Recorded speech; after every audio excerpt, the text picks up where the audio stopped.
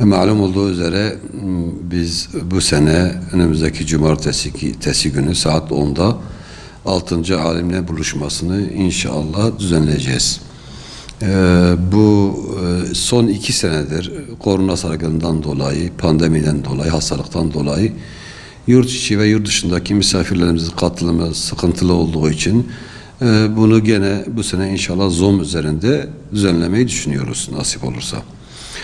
Şimdiye kadar biz çeşitli konuları müzakere ettik, karara bağladık. Karara bağladığımız bazı konular pratiğe geçti.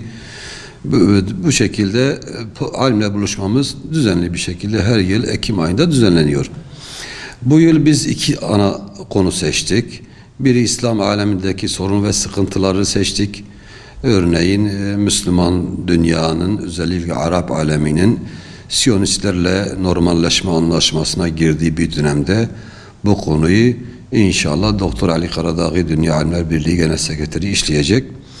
Ve bu manada yani 2 başlık. Bunun gibi bazı konuları seçmişiz. 2 başlık olacak. Biri İslam alemi, biri de Kürtleri özellikle ilgilendiren meseleler ele alınacak.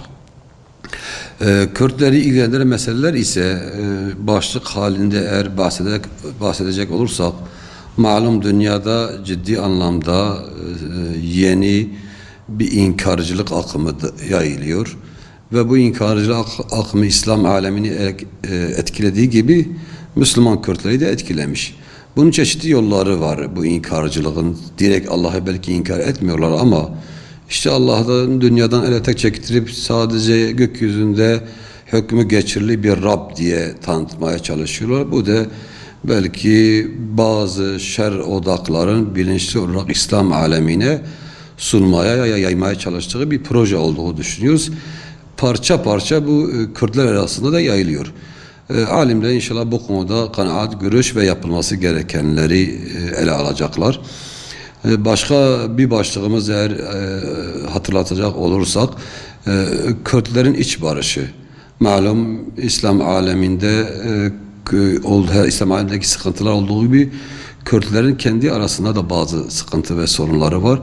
Bu sorun ve sıkıntıların halli için, çözümü için ne yapılabilir? Atılması gereken pratik adımlar nelerdir? Malum Kürtler İslam ülkelerin 4 parçasına dağılmış şekilde yaşıyorlar. Ve bu parçalarda bazı hakları var, haklar elde edilmiyor. Kendi arasında sorun ve sıkıntılar. Bütün bunlar inşallah bu programda ele alınacak ve çözüme yönelik fikirler, kanaatler, sonuç bilgisi yansıyacak ve bunu inşallah kamuoyuyla paylaşacağız.